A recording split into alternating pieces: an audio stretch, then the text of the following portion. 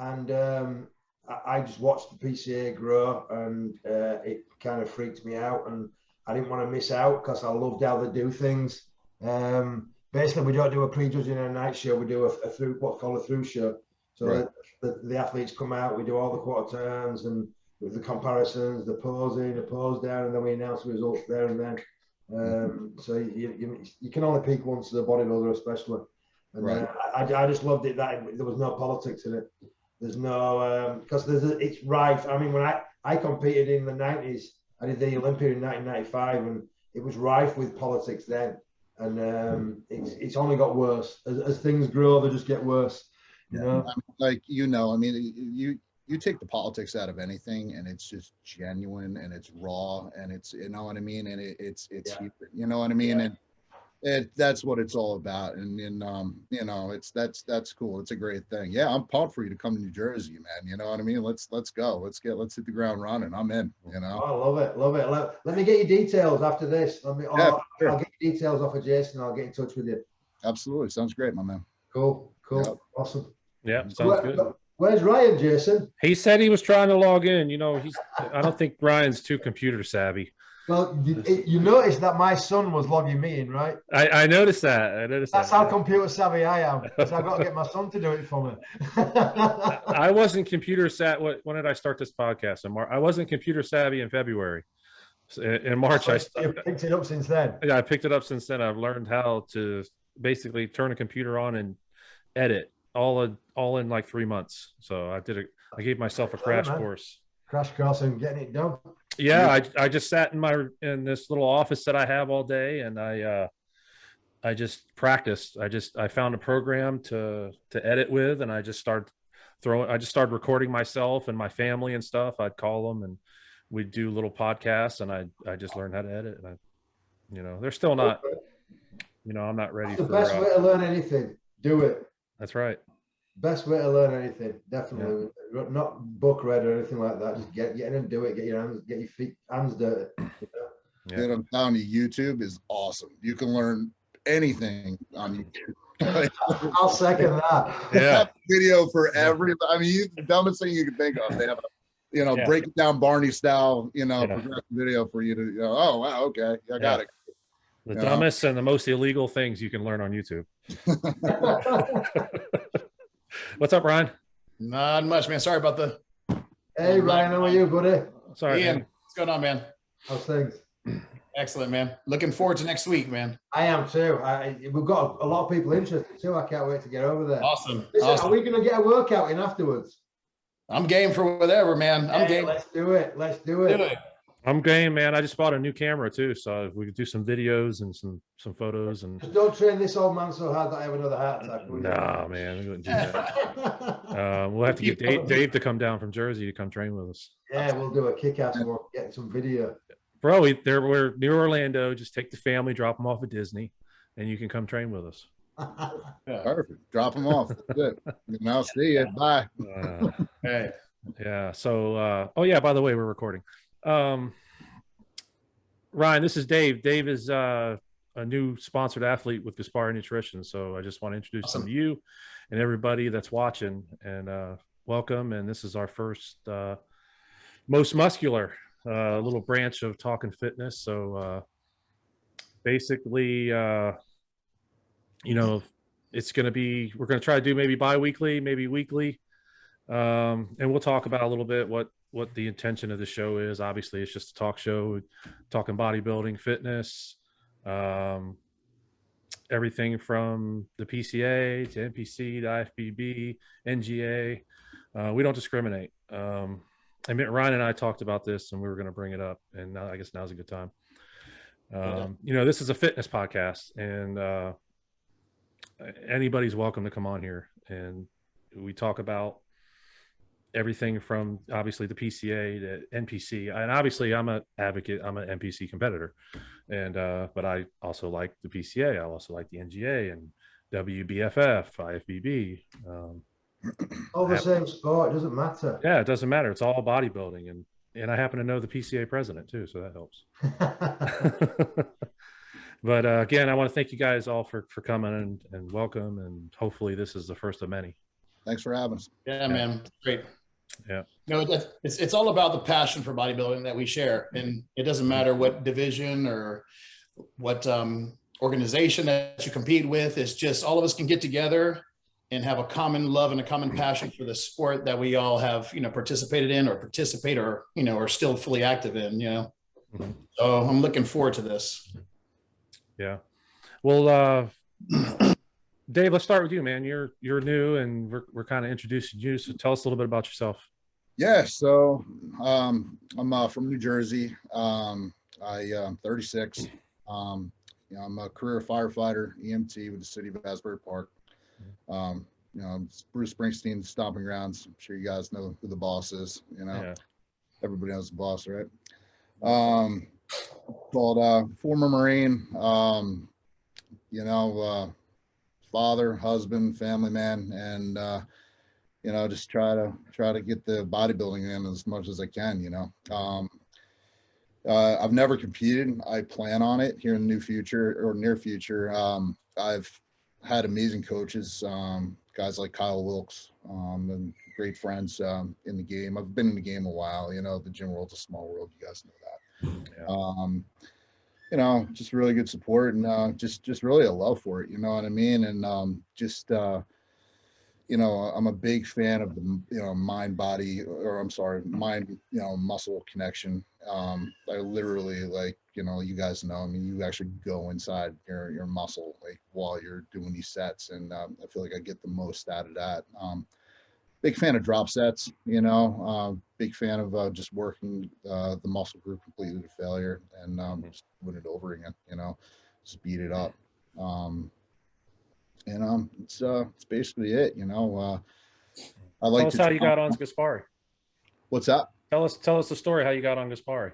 So, I was working out at this gym called Pure Focus. It's in Brick. The owner, Kent's a great guy. It's a bodybuilder's gym. It's not a corporate. It's not an LA. It's not a retro. It's where you get it. You know what I mean? It's the dungeon.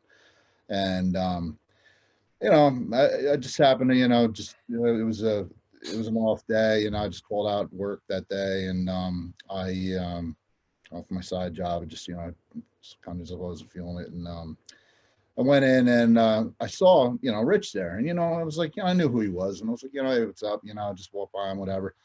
And we Ken, the owner, knew him from a previous show that he did back a while ago, and they were talking, and he called me over, and we ultimately just started conversating. And I ran into him, and we a few other times, and he was eventually like, I mentioned, I was like, yeah, I wanted to do something for Red Con One, and then he's like, well, how about you come do stuff for us? And I was like, yeah. He goes, yeah, no, absolutely. And he was awesome. Gave me his number, which is crazy. And he had Alex Stewart reach out to me and hook me up and give me the guidelines and just get everything going. And that's where I'm at now. So it's a lot of fun. I'm excited for this new adventure, and I'm very humbled by it. Oh man, well, glad to have you. Thanks, man. I appreciate it very much. Yeah, you and I have been talking for a little while, man. I told you I was starting this show, man.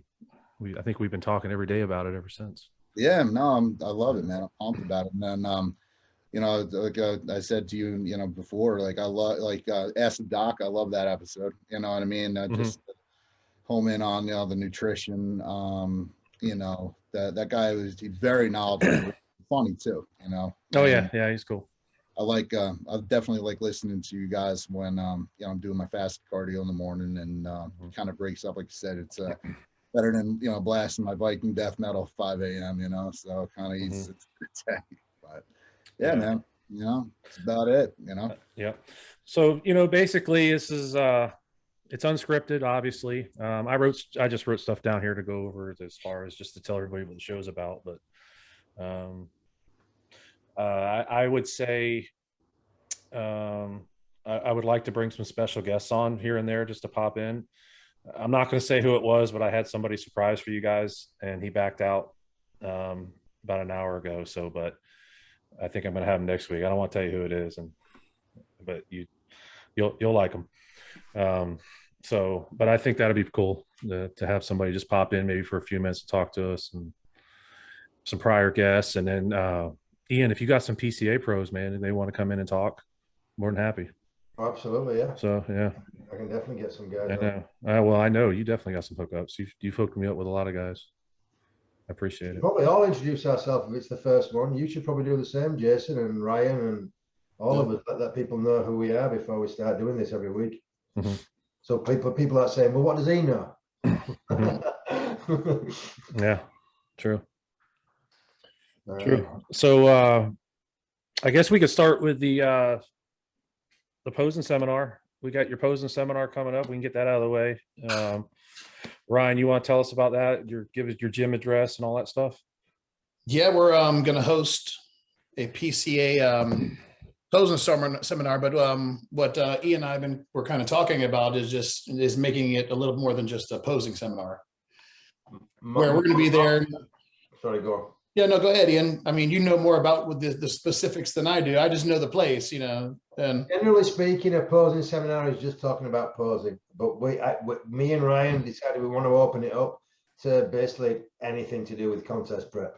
So if anybody who's never competed before, or people that have competed before and have done things wrong, or they just want more information, we're going to do like questions and answers before we even get into the posing. And basically cover anybody's questions about contest prep regarding dieting, regarding training, regarding how far out they should be practicing posing, should be doing anything contest related, basically. Because it's one of the things that, back in my day, you only found out from people that competed. There was no social media, there was no podcasts, but it just it's free. We're not charging anybody any money to come to it. They're just people just register to save the space. Come to the gym on June the 19th, Saturday at 12 o'clock. The seminar is going to start at 12. We'll answer questions for as long as people have got questions to ask, basically. And then once the questions dry up, then we'll go into the posing. And we're going to basically cover posing for all the classes. For bikini, we'll have athletes there. We'll have PCA athletes there. And I think Ryan might be getting some other athletes there from other feds to help us show bikini posing, men's physique posing, bodybuilding posing, classic bodybuilding posing. And I'll also answer questions, and I'm sure you will, Ryan, about posing routines. That's kind of a lost art form. And I think when you see a really good pro do a really good posing routine to music, I think it's magical. Not sounding weird, but they make the music come to life, and the music makes their physique come to life. And most people don't know how to put a routine together. So all the above. And you said it right. It's become more of a lost art nowadays, especially in even from the pros to even primarily though in the amateurs. People just get on stage and they just kind of go through a few poses and then step off. Where when I started, I mean, I grew up in the like I said in the era of some of the best posers of all time. You had like the Sean Rays, which I mean, still to this day, I'll still pull up some of his old routines and just wow, and just in awe. So yeah, I think that's a good point that we can really touch on is the overall presentation of not just the mandatories but the routine as well, because that always leaves a good lasting impression, not only in my eyes, but also in the judges' eyes as well. Absolutely. I mean, Sean Ray learned from a guy called John Brown. I don't know if you know who John Brown is. Yeah. I remember going to see John Brown put a seminar, a regular bodybuilding seminar, when I was about 15. One of the first bodybuilders I ever saw in real life. Guys like that, they weren't as big as the guys today, but the way they posed, they made themselves look as big, if not bigger. And that I honestly feel like if you know how to pose correctly, and each athlete like Sean Ray, a swagger about the way he posed. Flex Wheeler had a certain way that they posed and they displayed their physique. and it can make or break a physique on stage. It can really, you can hide your flaws, you can promote your, hide your weaknesses, promote your flaws, and it's all about. I always say bodybuilding is all smoke and mirrors. It's basically creating angles to accentuate your physique, to make you look better than you really are. And like I say, I grew up like in the 80s watching a lot of bodybuilders, like those type of poses there. I mean, I was 19 there. Wow. I was actually 18 there. That was really? That was 2 weeks after the Junior Mr. Universe. That was the year Charles Claremont won the Pro NABA Universe. I'd just come back from California, my first trip to California. But I watched all these guys, and I watched some other incredible athletes. I mean, remember Thierry Pastel, Ryan? Yes. Terry Pastel, yes. Thierry Pastel was an incredible bodybuilder. Oh, yeah. I remember seeing him pose at the English Grand Prix the same year I turned pro in 1989. And the guy was just amazing. The way he posed, I'm seriously over dieted in that video. Gotcha. And you also so you were pretty lean here, Ian. Yeah, I was over dieted in that picture. Yeah, and you look like the Golden Globe, my man. Yeah, that's the Arnold Classic. There you go. Oh, the quad shake. You see, now that was my trademark, the quad shake at the end. Yeah, I copied that off Barry DeMay. I think every bodybuilder that gets a good posing routine copies. Is that Dream Tan, Ian? Poses. Say that again. Is that Dream Tan? I don't know what that is. That paint, the tan that they paint on. I think it's called Dream Tan. I don't know. I never use Dream Tan. I don't know. Okay. Yeah, it's got that color to it. I've been Jan Tanner. Remember Jan Tanner? Yeah, Jan Tanner. Yeah. I've been Jan Tanner because I remember I think they sponsored one of those Arnold Classics one year. Boy, that Dream Tan was an absolute nightmare, though. That was a nightmare. The Dream Tan. I remember the guy that was helping me in the first couple shows had me use the Dream Tan in my first shows, and that was an absolute nightmare trying to get that on. It's so Ian, these guys nowadays, they do not know how easy they have it, because when I started, I know when you were there wasn't these tanning companies that were backstage catering to you. We had to brush on the coats, a few days in advance. And how many coats would you have to put on to be as dark as you are on that Arnold stage? I would start 3 days out, and I would put about 4 coats a day on, and then the day of the show, I'd put about 5 or 6 coats on. Yeah. So I'd be caked in it, literally caked in it, absolutely blathered. Oh yeah. When I competed overseas at the Olympics, it was all the Middle Eastern guys were doing the Dream Tan. And they were back there painting themselves, and his stuff was everywhere, man. Everything they touched. I'm surprised we didn't get kicked out of the venue. It was disgusting. Have you seen the tans in like South Korea? Because we have PCA in South Korea. Yeah. Those guys, they've got a different tan, and it looks like the gold. It literally looks like they're made out of gold. It's the weirdest color I've ever seen. Yeah. I know what you're talking about. And it's like Dream Tan because everything's gold except the head. Like gold from the neck down, but everything the face is like perfectly white.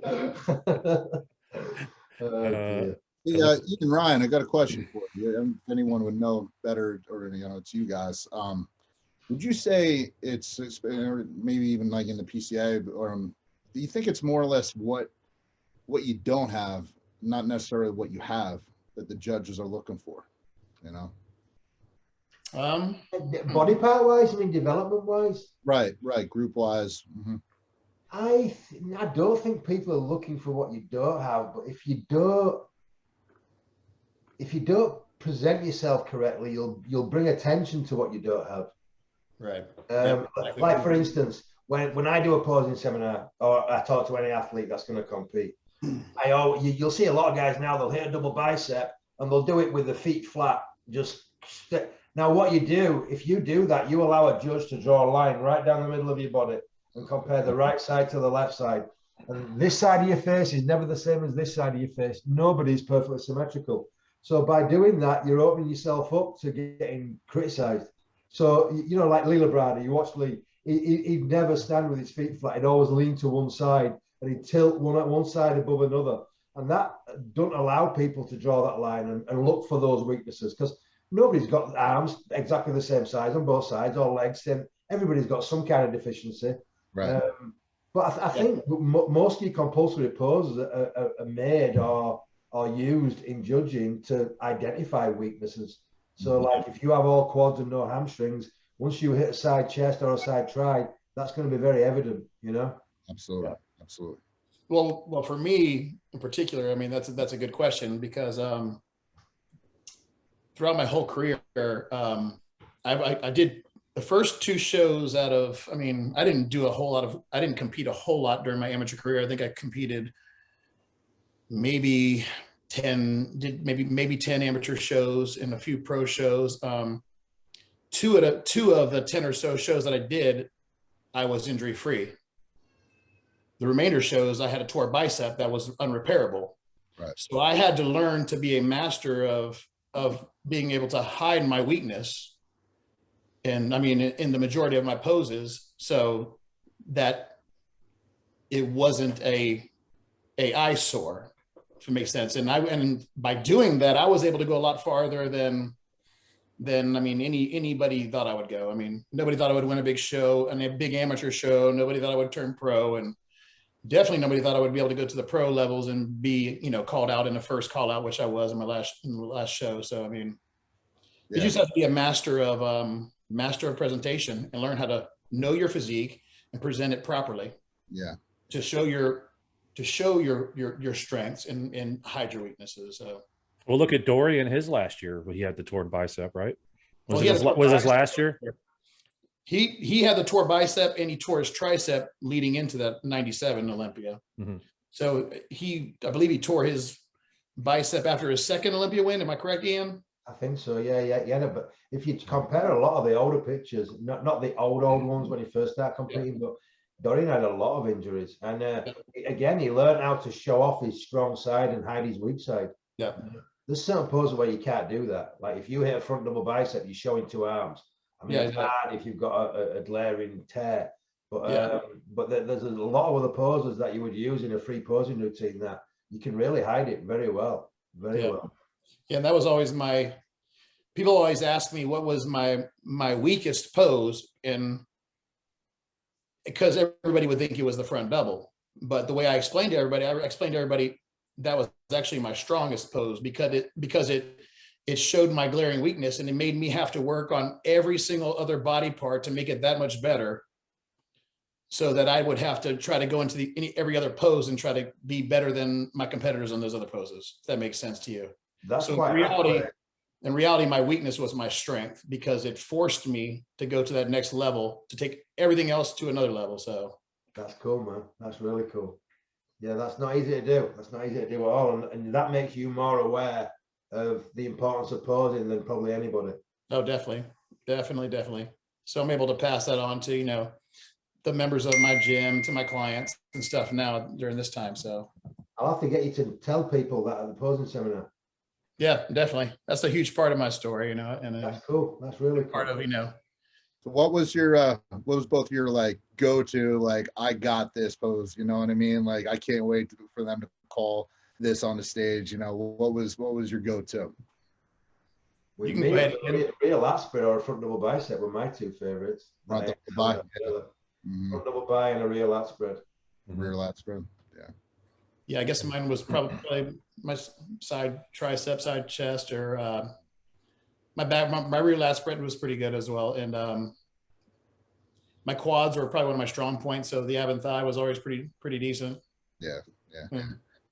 I've always heard people say, you know, back win shows, you know, would you guys agree with that as well? Well, I think you have to be complete as a bodybuilder. I think. Yeah, I mean that is definitely the go-to. But look at was it Gerald Stubbs, or was that his name? Gerald Stubbs. Yeah. The Bohemian. I mean, he's from Bahamas, and he had probably the craziest, nuttiest back that I've ever seen. But he never really amounted to too much. He did. I don't know if he'd ever won a pro show or made it to the Olympia level. I'm not sure. So look good there, Ryan. Yeah. Ryan, had you not torn your bicep, what was your goals like before that happened? Were you planning on competing, or were you planning on qualifying for the Olympia, or no? Well, I was so young at that point. I guess I was so young. Like I said, I competed like in 2 shows and I won both of those shows. So it was, I was doing pretty well. Mhm. There's a comparison where I'm like compared to there's John De La Rosa and there's Roman Fritz. Mhm. Man, you look sick there, bro. Yeah, that was Oh yeah, your quad here has definitely blown these two away without a doubt. well, no, I was pretty conditioned there and our size and everything. So I mean, Mhm. What year was that? You remember? Is it I on? was Tampa Pro 2016. Okay. Yeah, that was my last show that I competed in. So Mhm. Very impressive, Ryan. Very impressive.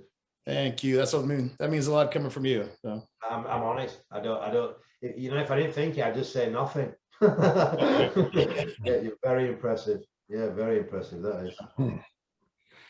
Yeah. Yes, like I said, I was so young when I tore my bicep that it took that injury for me to really, really realize, okay, I have something I can do here and I love this sport. And that's what really made me actually like reevaluate things and like, okay, I love the sport and I just had this major injury that is, it's not fixable. So what am I going to do? Do I quit and just listen to all the naysayers who say, you're never, that's it, you're done?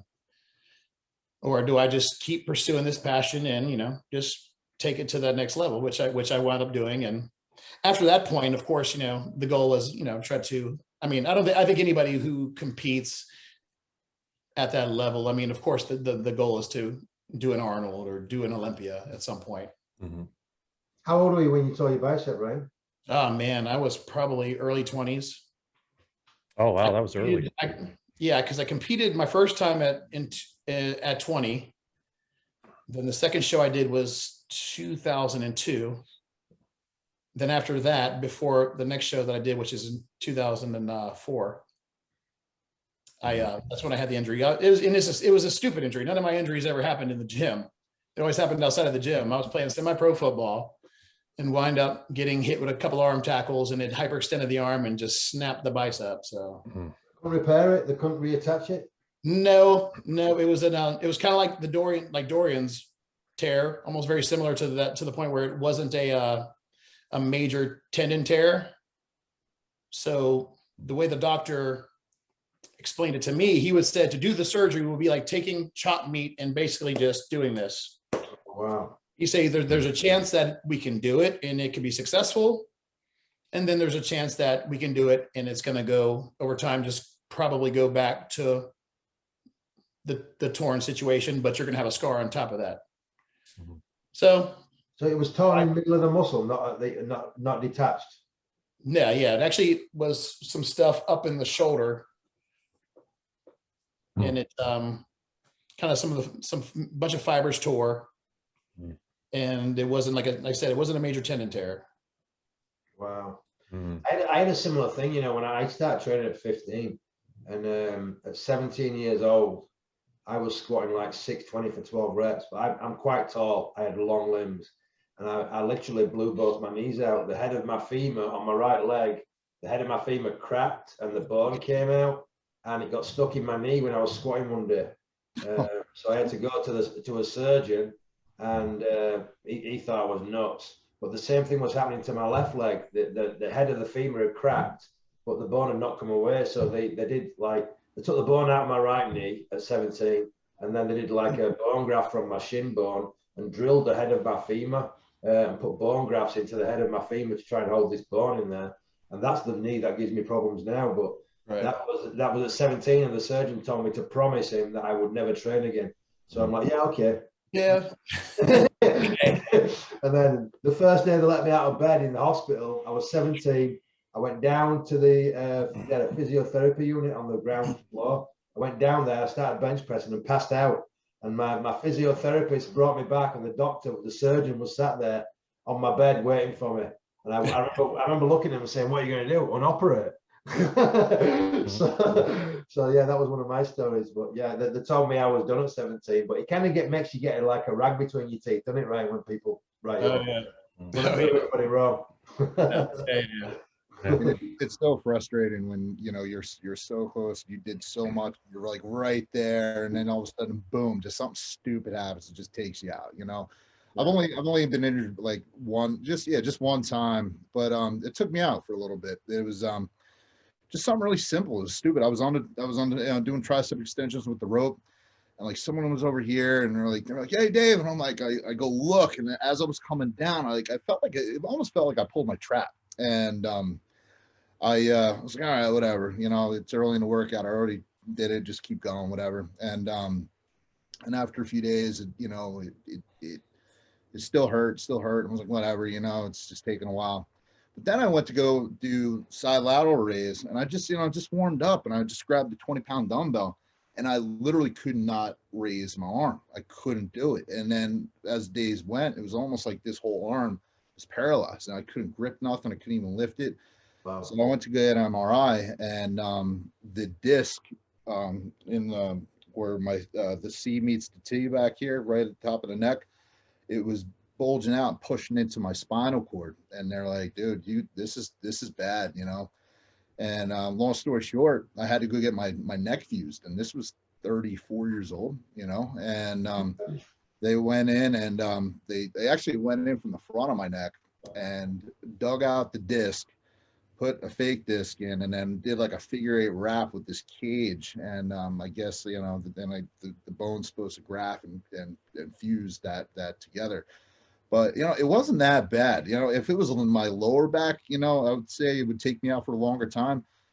But, literally that night I was, slamming beers and eating pizza, Pete and I was over at Neptune, but everyone thought I was nuts for it. But yeah, I mean, that happened on Monday. Surgery was Monday. The next Thursday, I was repping 315. You know what I mean? It was like whatever, and but that was scary. That kind of took me out. I was like just being real cautious. And it didn't take you out for long. What's that? It didn't take you out for long if you were. Oh no, I was super cautious. You know what I mean? I get. Do you notice anything now, Dave? Any? You notice anything now when you're lifting or anything? Like once in a while when I'm doing like a heavy overhead press, you know what I mean? I kind of have to go light for that. Just anything like right there, basically anything overhead. But no, that's it. I mean, once in a while, maybe at work, if I tweak it or something, or if I'm, there's a high rise and we're always looking up and I got to look up for a while, you know what I mean? That kind of bothers me. But other than that, it's fine. You know what I mean? The doc did an amazing job. Fantastic. Yeah, you guys, the firemen's up where you're at, a lot different than down here in Florida. You guys get all the tall buildings and stuff up there, man. Yeah. I mean, we got a few, I guess, in the city, but you guys got a lot scarier stuff. Yeah, our captain, we did high-rise training. We train every day, but we did the high-rise train not too long ago, and anything 7 stories above, we're humping it. We're walking it. We're not taking an elevator. You need, different means of egress for the people in the building, and flow path for just venting. You know what I mean, getting that heat and then the smoke out. So I mean, it's you don't want to tie up too much, and definitely physical condition is a huge part of it. A lot of guys in my department are big into it. They're big into the CrossFit stuff, the bodybuilding. One of our new hires, he actually owns a gym, so it's really good that we all have a like mindset for the most part. Because, the thing is, the way I look at it is, and, we all bust balls, but, it's, who am I to step foot on the fire ground or any emergency situation and not be able to handle that empathy, of any situation where somebody's looking at you in their worst day and their worst nightmare to make it a homeostasis, environment again. You know what I mean? And, you better be ready, because 1, it could kill somebody else, or 2, it could kill you, your partner, you know what I'm saying? So I take that very serious. Yeah. Yep. Ian, I was going to mention, you were talking about training at 16 or 17. Did you see did you compete with Quincy Taylor? No, I didn't. No. I know he is, but I didn't compete with him. Yeah. He started lifting weights when he was 12.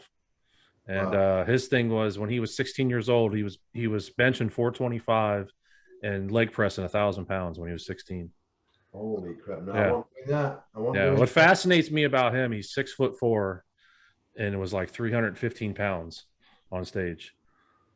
Amazing, amazing. I remember him being a big dude, very big man.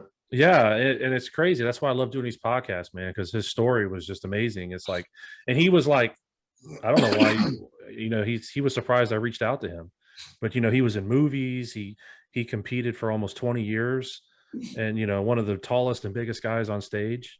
You're pretty tall, right, Jay? You're like, yeah, what, I'm 6'4". I'm 6'4". Yeah, that's why he was. And after the show, he was trying to give me some tips on, because he was explaining his, like, he could never squat because Ryan, this. You talk about his lower back. He was constantly getting lower back pain, and he was telling me about foot placement and half reps and using the hyperextension and stuff like that. And he said he did the hyperextension every day, and this is for the tall guys. And he said all his back injuries were gone. The pain was gone. Funny you should say that, because when I had those surgeries at 17, it was because of free squats.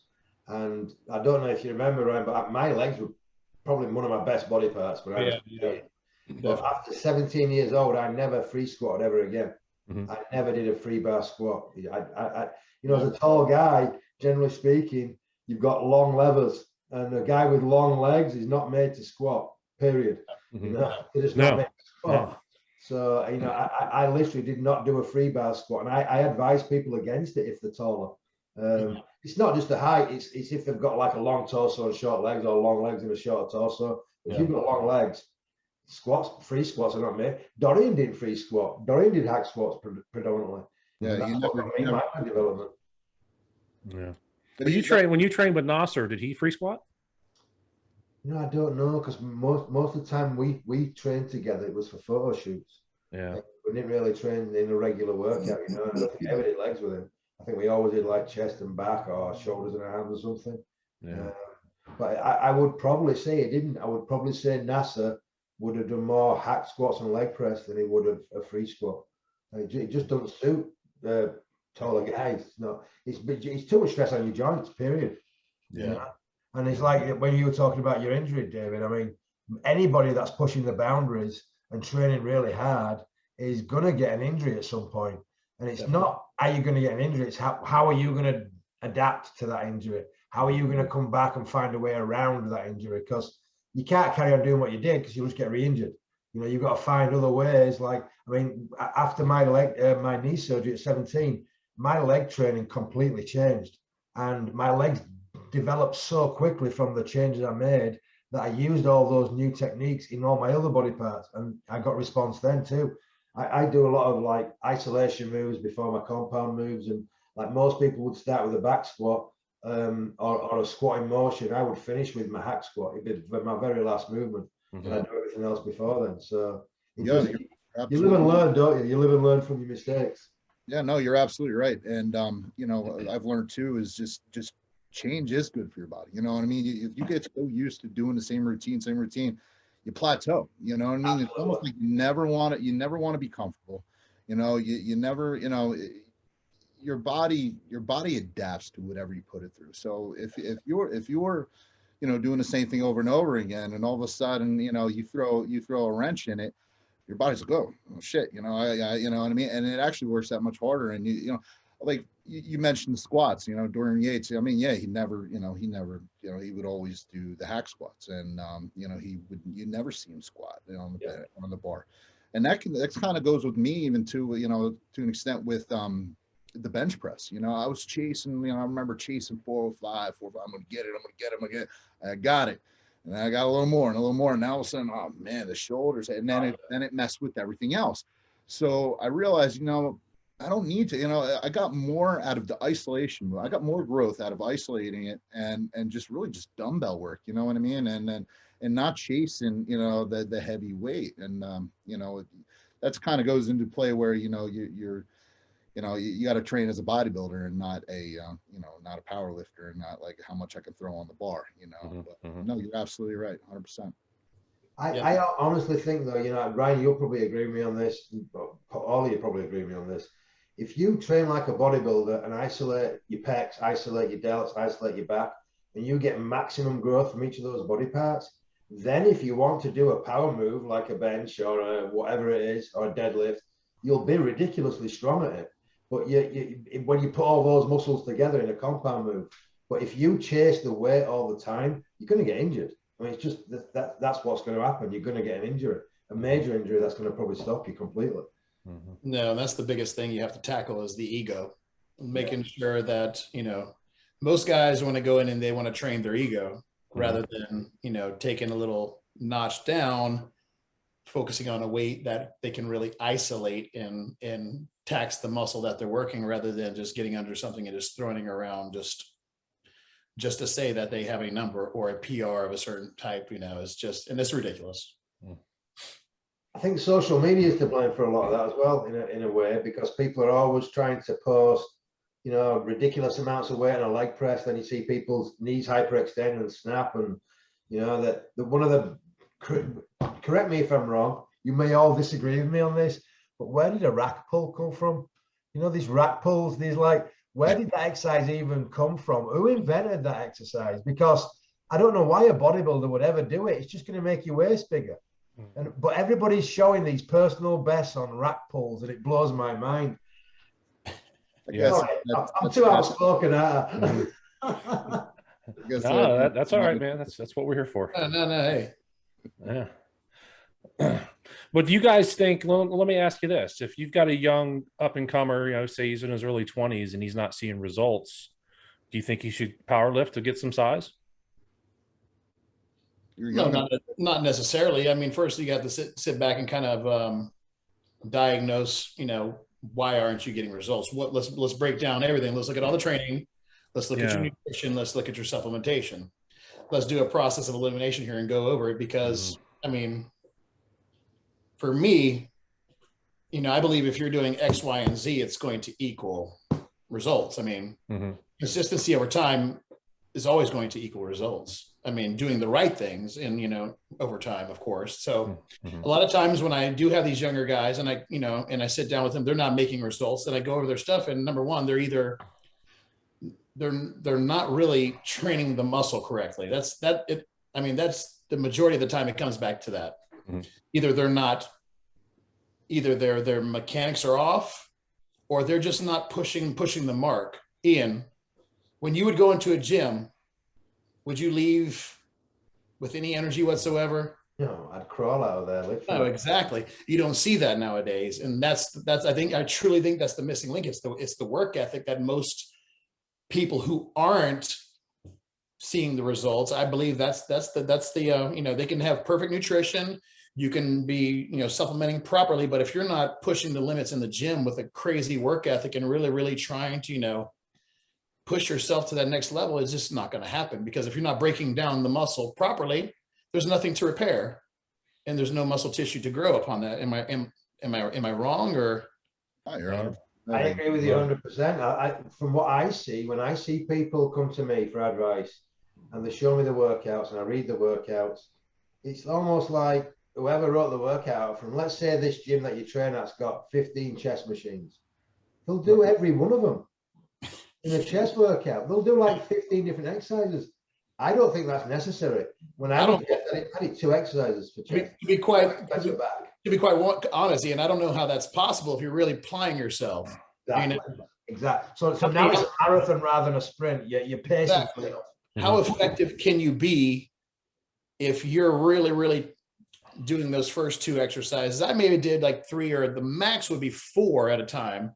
And I guess it would depend on what part of the year that I was in. But I mean, if you're doing a set on your last working set and that last rep was easy to get, then are you really, really pushing the limits? Or if it was easy to get, it shouldn't be your last rep, should it?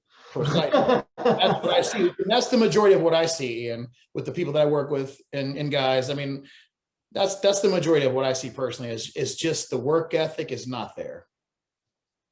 I don't know what it is. Most people just don't. I don't know if it's just, I don't know. Or do you think it's sorry, Ryan, do you think Go ahead. Do you think it's okay to have a light day if I want to go in and say, you know what, I'm just going to do a light day, or is it pointless? Well, I mean, I think it's better than nothing. I mean, to be honest, but I mean, if we're talking about really, really trying to take your body to the next level, I mean, it's for me, I know for me, because building muscle never came easy.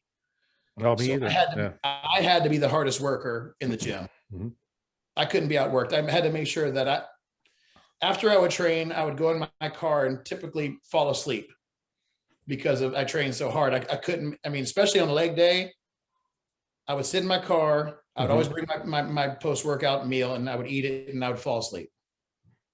And I would have to wait because there's just no way. I mean, I was going to be able to focus on the drive home. I was that taxed. That sounds like my sessions with you every day that I'm there. Yeah, man. I mean, so I don't know. That's just from what I see. A lot of people, I think that's the majority of the cases. I mean, That's not me, is it? I think that's me. So. I agree with you 100%. I think to me, it's very simple. It's very basic. If you want a muscle to grow and you're not a genetic freak, and I was a skinny kid, a real skinny kid.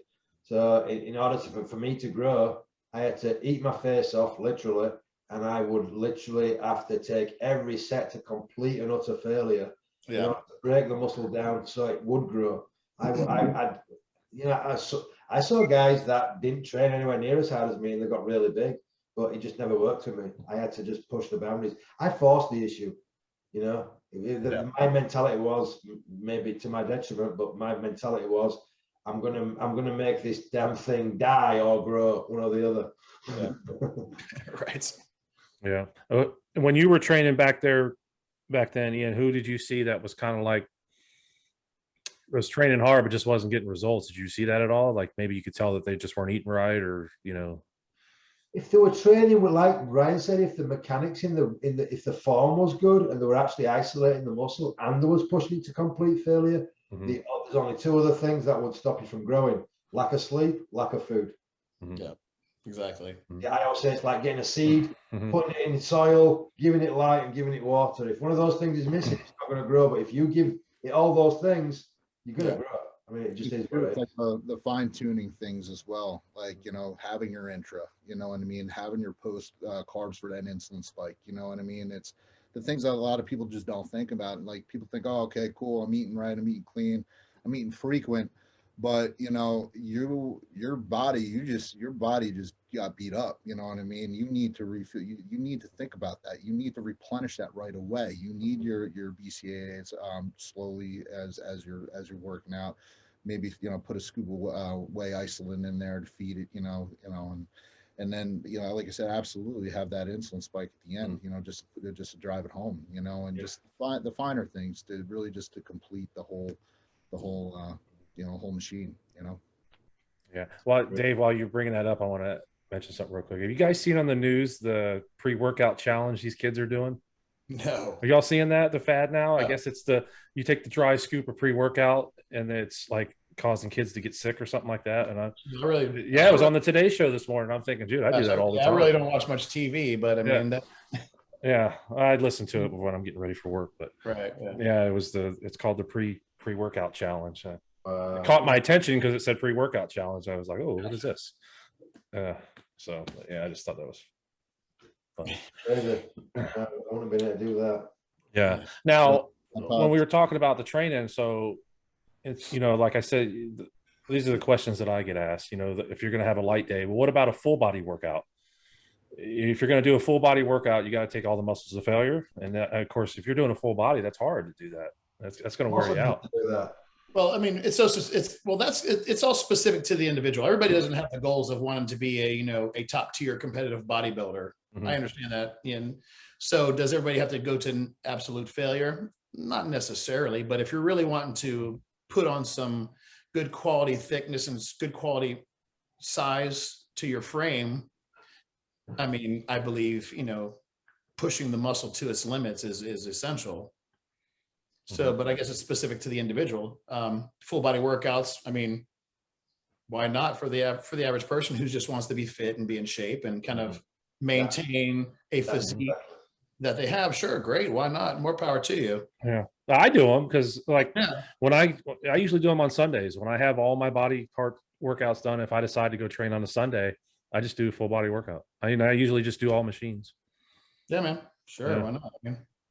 Yeah. I do that now, like a fitness thing. It's a fitness thing. It's because I don't want to be big anymore. So Yeah.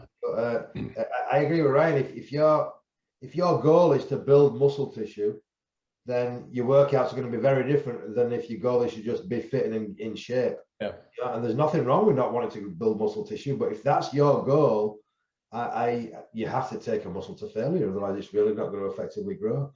Let me ask you a question, all of you. How often do you train body parts? Like big body parts? Do you train them twice a week, once a week, 3 times a week? Right now I'm doing legs twice a week because I'm trying to get them bigger.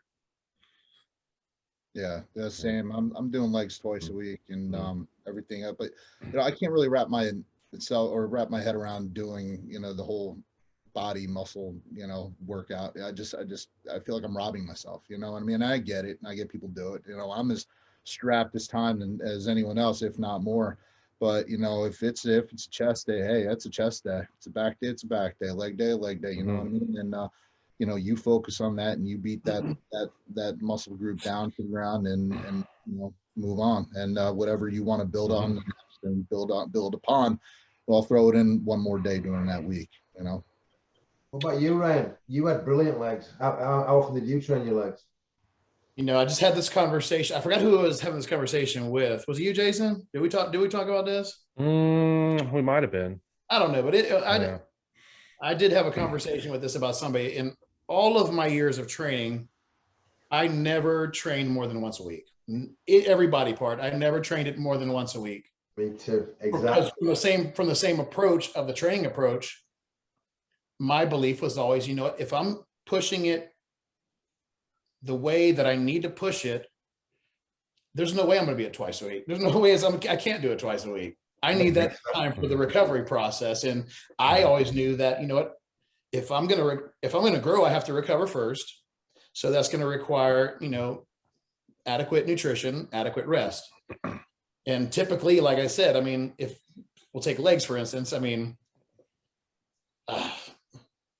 I'm usually, when I hit them, I would be sore for a couple days, probably. And, you know what? I also prevented a lot of injuries. I don't have knee pain. I don't have hip pain. I don't have a lot of lagging injuries where if I was pushing that like that to the limits multiple times a week, I probably would have, I agree with that 100%. I think if you train any muscle, especially a big muscle, chest, back, legs, I didn't really hard, like to the point of complete and utter failure where it's trashed. I never trained a big body part more than once a week ever. When I was at my peak, at my biggest, at like 320 off season, competing at 280, I would train 4 days a week, and each workout would last about 40 minutes. Yeah, Never in the gym more than an hour. Right. People used to say to me, "Oh, I bet you train like 3 hours a day." I'm like, I don't train 3 hours a week. But the time I was in there, I killed it. Right. Cardio like that's competed. What was your cardio like? Best I ever looked was the 95 Olympia. It's the biggest and leanest I ever looked. And for that show, I didn't do a lick of cardio. I didn't get on a treadmill once. Right. The healthiest thing to do, but I'm telling you, that as a bodybuilder, to try and hold muscle and get lean, I think you get to a point where you're carrying so much muscle, your BMR is right up there anyway, and you can get your condition just with your diet. Yeah, and last year, and Ryan, last year when I competed at nationals, you cut back my cardio tremendously. You're like, you could just see everything was just dropping too fast. Yeah, no. I heard you I think I was doing 20 minutes fasted in the morning. That was about it. Yeah. And that same way with me. Like the last few times I did, the cardio was very minimal, very minimal. I may have did a little bit if I was having, probably more food than normal.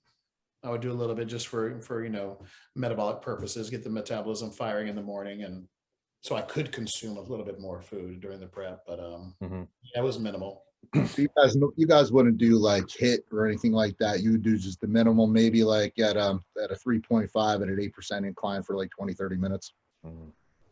I've done both. I found HIIT actually pretty effective, but never on a fasted or a depleted state. No, always loaded with glycogen, right? So that I had a viable energy source present for to burn off as energy. So If I was doing cardio, I used to do it late at night, so I wasn't laying on carbs, and I used to do it like a constant speed. But I'd walk outside. I could never be on a treadmill. It used to drive me insane. I felt like a mouse on a wheel.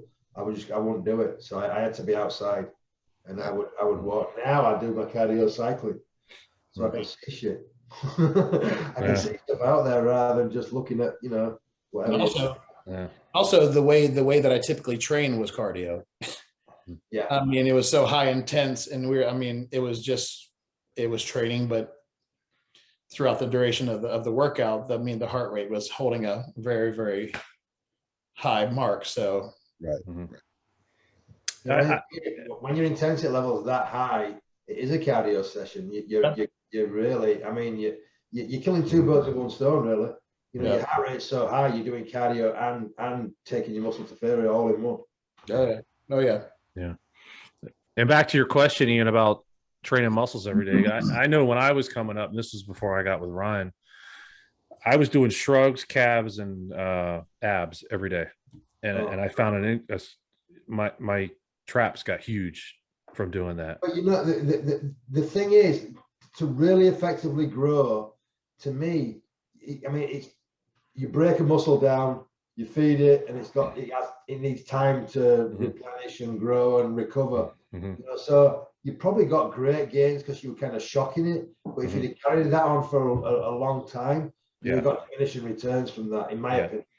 Well, I don't do that now, and I think now, because I usually do the Smith machine now most of the time, and there's a dip tricep press machine right next to the Smith. So it seems like every time I do chest now, I do some triceps.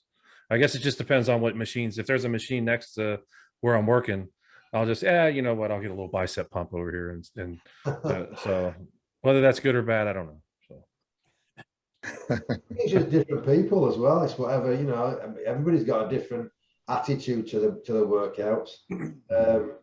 When I train, and it sounds like you were the same, Ryan, it was like going into a fight. I get nervous. I'd get nervous before I went in the gym because I knew what I was going to put myself through. Yeah. It was survival in between sets. Yeah, definitely. And me, I'm such a easy going, laid back guy.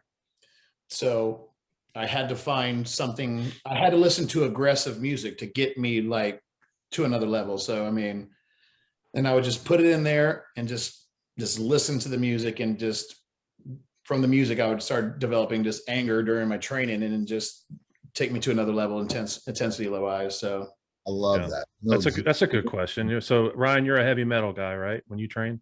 No, not necessarily. I mean, not necessarily. I mean, I would listen to, a lot of metal. I would listen to hardcore rap before in the past. To the point where when I was done working out, I had to listen to something very, very mellow, or like orchestra music or something, love music or something to kind of bring it down.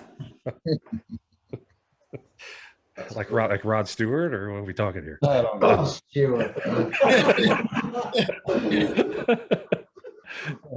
Neil Diamond, or hey, probably threw some Neil in there. Yeah. You're there with your headphones on. Doing the Sweet Carolina in the middle of the gym? Oh, that's funny. Yeah. Of course, I listen to 80s music when I work out.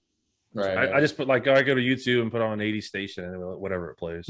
Yeah. So you never know. Sometimes I'll get Twisted Sister. Sometimes I get Madonna. You never know.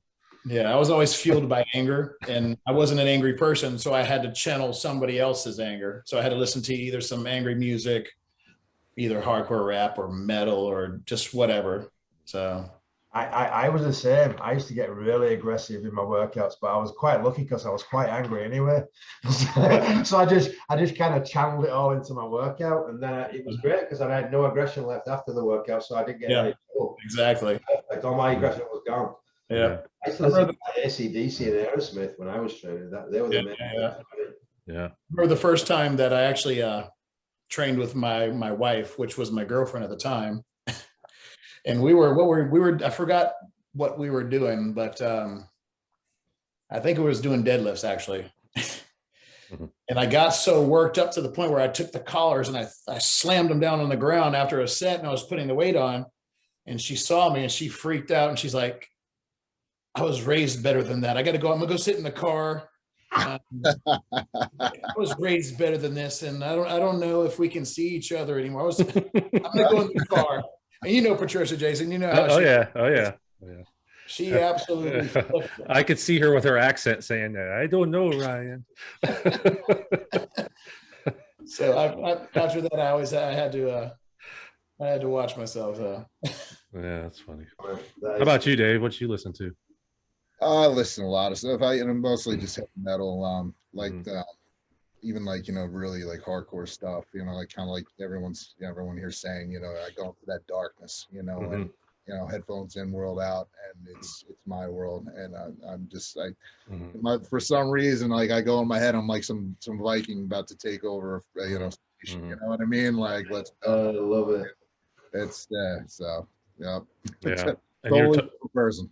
and you're talking about the stress. I don't know, Ian or Ryan brought up about the stress release and all that stuff, but especially for us with my job and your job, what a relief, the stuff we deal with every day, and it just kind of clears your mind for a little bit. So, and I know for me, especially now, and I love it. I love talking to people, but this podcast has gotten bigger, so everybody comes up and talks to me, and then I get the podcast questions, I get the gym questions, and I get the cop questions, and I'm sure you get your share of them too, Dave. Yeah, I mean, I stopped wearing my fire shirt a long time to the gym, and even anything, Marine Corps wise or anything like that. Hey, brother, listen, I get it, cool. I'm leave me the hell alone right now. You know what I mean? Yeah. That's why I like going to Ryan's gym, because a lot of times during the day it's usually one-on-one. There's maybe one or two people in there, and we get it done. Yep. Yeah. See, I mean, my approach is, I've completely did a 360 or 180, where I used to be that way. Now more in a giving back type of, spirit now, so that if somebody comes up to me and asks me a question, I don't mind it anymore. I actually like to take the time out, especially if I'm in my gym. I like to take the time out and pour in some knowledge or some information if somebody has a question. So where I'll have a time frame where I do that, and that's normally like in your case, it would be my Sweet Caroline stage of the workout. Yeah, lots of people. A little nice of a person. God, if I could think of the lyrics right now, I'd start singing. I can't do it. I nearly did. And there's something about touching you, touching me. They used to Penn State song, like, or something, and then like that whole thing with Joe Paterno went down, and like they banned Neil Diamond from the stadium. That was like a big thing. The whole stadium game would sing it. Oh, that's at Carolina. You talking about the Panthers? Penn State. Oh, Penn State. That's right. But the Panthers still do it, I think. Yeah, I think they do it at their stadium. At least they used to. Yeah. Cool. Yeah, that didn't really go well. Penn State. Yeah. Well, cool, guys. Well, we're hitting over an hour. I thought this went pretty good, man. First show. Yeah. So before we go, I just need to mention on my part, I just want to thank Gaspari Nutrition. They've been really helping me out and helping me with getting some good guests and some good athletes and stuff like that. And Ryan, everybody, I got that contest going on for that they go on and subscribe to my YouTube channel, which is getting really good. It's getting a lot of fans, a lot of more views. It's growing really good. And for the whole month of June, I'm running a contest. Once they subscribe, they have to watch one video and they have to make a comment about the video and their favorite Gaspari Nutrition product. And then there'll be next month, I have a show with Rich Gaspari and John Romano, and they'll be coming on as a guest. So I think that'd be pretty cool. And I can't think of anybody else that's, and I watch a lot of podcasts. I haven't seen that. So I think that's I've been getting some really good responses with it. So keep them coming, guys. So is that the award that they win is just to be on the podcast? Or well, no, they I'm sorry, yeah, they also get $100 gift card from Gaspari. I have some products, t-shirts, and hopefully by then I'll have my t-shirts ready. So, and if you guys want to throw something in, if you guys want to throw a t-shirt in or something like that for your PCA t-shirt in there. Yeah, PCA t-shirt, maybe an RP t-shirt, something like that. I think that'd be cool too. So we can throw an RP Fitness Designs, whether it's if it's a woman winner, we have the women's line. We can throw something in there. If it's the men's, we can throw something in there as well. I mean, if they want to go on the RP Fitness Designs Instagram page and check it out. So if they do win, they can contact us on there and pick something out, and we'll send it out to them. Okay. Yeah, And send me a few fire shirts, bud. yeah, there we go. Let's see, the PCA posing seminar one more time. It's going to be next weekend, the 19th, right? The 19th, yes. What's the address of your gym again? Yeah, the address is 885 South Charles Richard Beale Boulevard, and that is in DeBerry, Florida, 32713, and we are in Suite 207 and 208. So if anybody on the East Coast wants to come along, it's free. Get information on the whole contest experience, and we'll go through over the posing. And you've got myself and Ryan, two ex-pros. We can share our knowledge, and sounds like Ryan's got a ton of knowledge too, just like hopefully myself, and we're willing to share it with everybody. Yeah, definitely 100%, man. Cool, man. How's the as a matter of fact, how is the PCA season going so far this year, Ian? We've only had one show. It's been an unusual year with the whole pandemic. You know, we wanted to have a lot more shows than we arranged, but there was only Florida that was really open. Yeah, we've only got one show that's out of state. That's in Georgia, the PCA Georgia show on September 18th. But we're already working on next season. We've got shows planned for California, Ohio, Kentucky, Alabama, Tennessee, Georgia, obviously Florida, and we've got inquiries from different people wanting to promote PCA shows in other states too. I'm hoping to do one in New Jersey. So I'm just kind of looking for anybody who's interested in promoting a show along with us or by themselves. We can offer. We do things differently than other people do. We don't do sanction fees. We want the promoter to make money as well as as well as us get athletes to come to our finals and qualify to compete internationally as well. So yeah, I mean that's the whole idea of doing the posing seminars, is kind of let people know what the PCA is, help people whether they're competing with the PCA or competing with another federation. We're still going to help them. You don't have to be a PCA athlete to come to a PCA posing seminar. Yeah, we just. I just honestly, I love bodybuilding like you, Ryan. I like meeting athletes. I like sharing my knowledge. I like talking bodybuilding because even though it drives my wife nuts, I love it. I always will love it. You know, I can't. That's what I am. So I just love the sport, and I want to promote the sport, and I want people to have other options and be able to compete where they want. And you know, it shouldn't always cost people a fortune to do so. It's a working class sport. You know, it should be affordable, in my opinion. Agreed. Yeah. And also, I want to start doing a Q&A on this, some questions. So I'll get with you guys later, but start, prior to the show coming up. And then for those watching this, if you got some questions about what we talked about, post them in the comments, and we'll answer them for you on the next show. And I'm looking here on my calendar, and I've got 7 podcasts scheduled in the next week and a half. Oh, wow.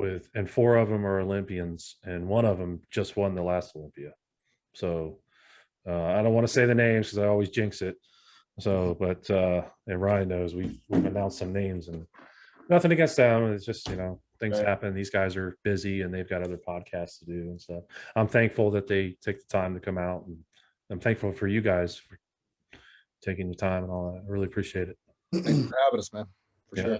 Actually, yeah, man. This was good. I was excited about it. We're all excited about it. And yeah, I'm always open to chop it up about the sport and, and my passion that I have, because, like I said, it supersedes just being on the stage. It's after the stage, and like I said, I'm in a point now in my life where the sport has given me so much and has opened up so much doors in my life that I just want to give back. And, if I can pour into any athletes, that's my passion, and that's what I love to do. So, yeah. Like I said at the beginning of the show, if you guys have anybody in mind you want to bring on as a guest, whether it's PCA, NPC, IFBB, WBFF, another fireman that's doing something that's, positive, and, anything. And, that's what this is about. It's about sharing what we know. I just did a podcast with this guy, Kevin Ford. He's a classic physique pro, very humble guy, very nice if you guys get a chance to watch it. But he's, one of the things he said, I always end the shows with kind of an inspiration, give us something that you can pass on. And one of the things he said was, take what you've learned and share it with people. And that was one of the big things that he taught. And I believe in that too. I've been doing this for over 20 years now. That's why I started this podcast, man. I just want to share what I know and all the people I've met and the connections I've made. And I want to bring it out and help people. So, yeah, man. Anything else, guys, before we go? I mean, I just want to say thank you to all you guys. It's an honor, sharing the screen and talking to you guys, and to legends, and yourself to Jason, and I just appreciate. I'm a legend. Just ask me. Oh, I'm not telling you. You're I tell myself that all the time. Definitely humbling, and it's an honor. Thank you for having me. Pleasure. Yeah, man. Yeah, thanks for coming on, and I'm glad to have you. Cool. All right, guys. Well, this ends our first Most Muscular. So, and I'll probably be posting this probably tomorrow. So, and I'll be tagging all you guys in it, and then we'll work on our next one. Awesome. Good, man. All right, guys. Have a good evening. Later, guys. Later.